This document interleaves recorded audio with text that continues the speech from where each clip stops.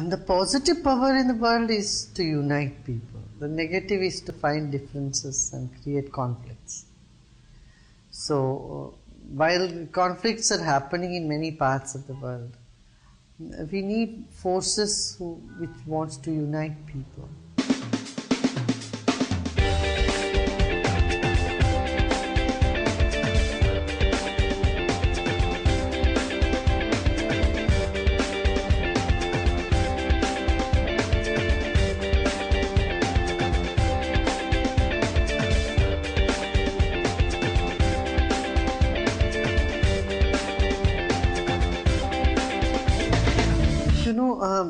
Whenever there is a need for a social responsibility or action, Art of Living is right there. There was war in Lebanon, Art of Living was right there to help people. And when there was 9/11 in New York, Art of Living was right there to help the firemen, to help the police, to help the people there.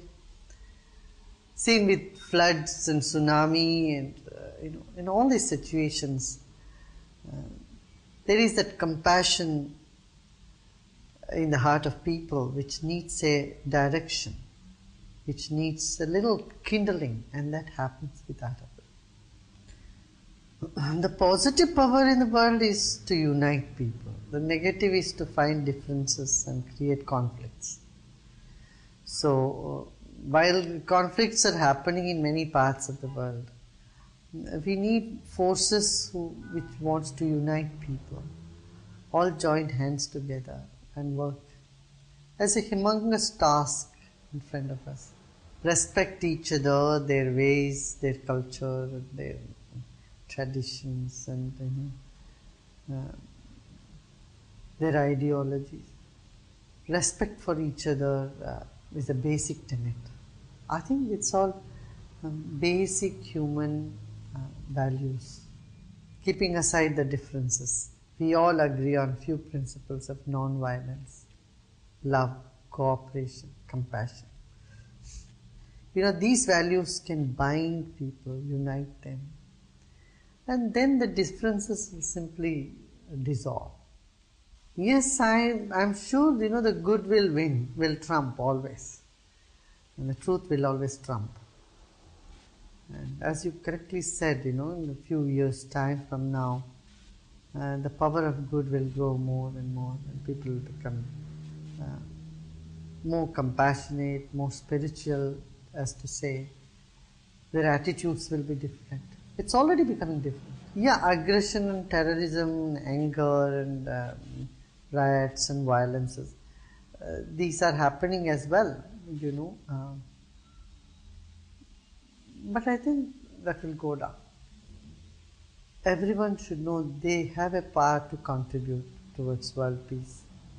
No one can sit and say, this is not my job, someone else will do it. In India we have a saying that even squirrel can contribute something. We call it the squirrel's contribution in building a bridge. So everyone, whatever they can do, they should do towards social well-being. A dialogue is possible only when you have people of differences come together. And I feel it is necessary to bring people of diverse nature together. That is the sign of our success. No point in having like-minded people sharing the same stage and talking the same thing. We should have people who completely disagree with each other, or different ideology or point of views, and if they all come together, then we build a culture of dialogue, and which is sign of good civilization.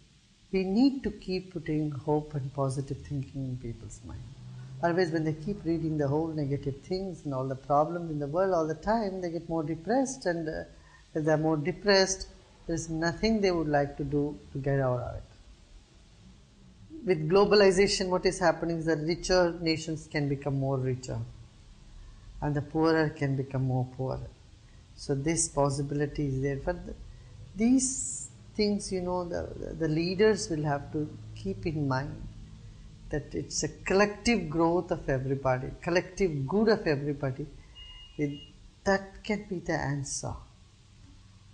So we have to think on that broader social responsibility, that the developed countries have responsibility to develop the undeveloped countries as well.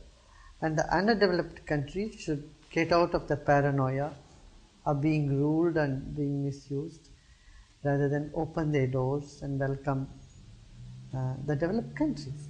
So there need to be a give and take principle, which is mutually good both. And this aspect one has to highlight more in globalization.